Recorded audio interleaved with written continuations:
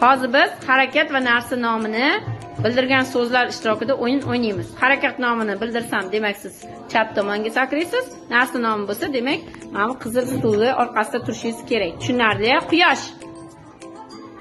Osmon. Yuguryapti. Sakrayapti.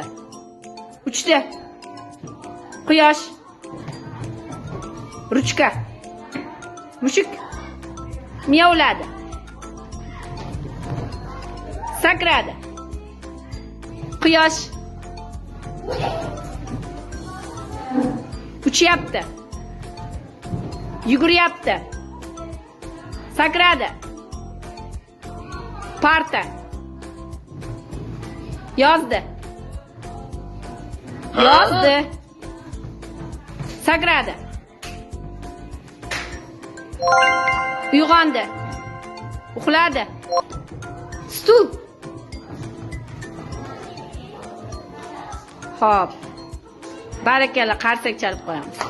Zo'r.